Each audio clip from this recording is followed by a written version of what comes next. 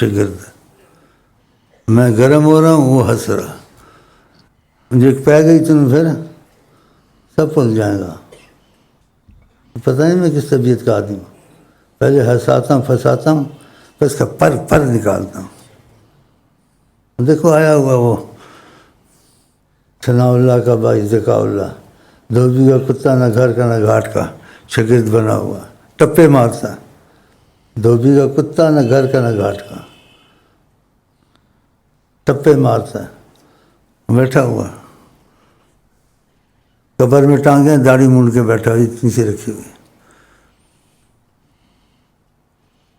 3-4 سال یہاں ضائع کیے، دل ہی نہیں جڑا میرے ساتھ.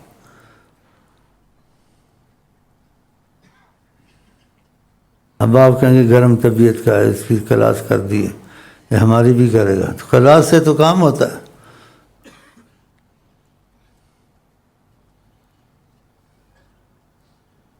سرد گوید گرم گوید خوش بگیر، جو مزاج یار میں آئے.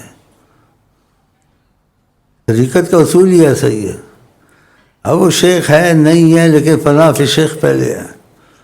فنا جس کو کہتے ہیں، وہ ٹپے مارتا منحوس. دیکھا اس کے اندر وہ بات نہیں پیدا ہوئی، تبدیلی نہیں آئی. ساری عمر پڑھتا رہے، ثواب ہوتا رہے گا، لیکن جو بات تیری بننی آقا سے وہ مرتے دم تک نہیں بنے گی. اصول طریقت یہ ہے، یہ خدا رسول نے قائم کیا ہے اس کو. سارے اولیاء اللہ کا اتفاق ہے اس پر. اب آپ کیا سننا چاہتے ہیں؟ میں ایک بڑا پاس ہے، چچڑا پن ہے، اس نے مجھے گرم کر دیا. درود پڑھ، میں ٹھنڈا ہوں. درود پڑھ، درود پڑھو بھائی. بس ٹھیک ہو گیا، بس سب ٹھیک ہو گیا. چلو جی. شیخ صاحب نے کرم فرمایا ہے، ہم کچھ بیمار رہتے ہیں. مکھن نہ لگا یار. دیکھو یار نہیں سمجھتا، میں سب کچھ سمجھتا ہے. اس کو خوش کر دو کہ صاحب نے کرم فرمایا. شیخ صاحب کہتے ہیں سیدھے لفظ، سادگی اختیار کا. یہ کرم فرمایا، اس کو ڈانٹا اس کو ڈانٹا، کرم فرمایا. کون مانے گا کرم فرمایا؟ ذکا اللہ کو ڈانٹ دیا، اس کو ڈانٹ دیا، اس کو ڈانٹ دیا، پھر بھی کرم فرمایا. یہ کرم ایسے فرمایا کہ ڈانٹو لوگوں کو. آدمی ٹھیک ہو جاتا ہے، بالکل ٹھنڈا ہو جائے، ابھی تو ٹھیک نہیں، بالکل گرم بھی ہو جائے، ٹھیک نہیں. پھر ہم دروشی پڑھ کے ٹھنڈے ہو گئے، پھر ہم لوگ ہنسے.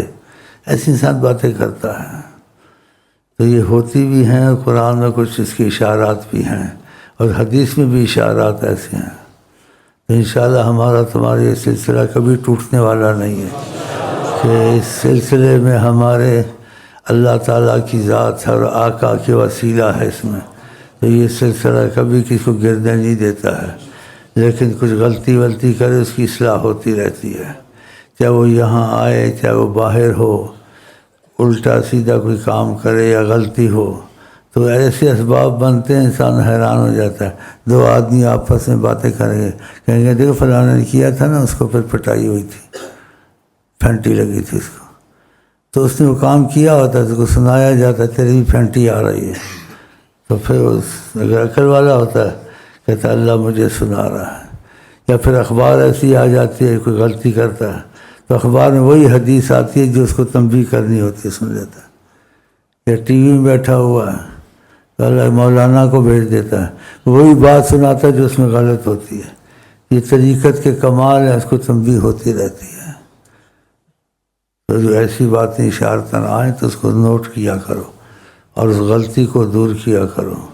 اور انسان کا دل کہتا ہے میں نے آج غلطی کی تھی، یہ دیکھو یہ اشارہ آیا ہے. تو یہ باتیں بڑی صحیح باتیں ہیں، یہ طریقت کے کمالات میں سے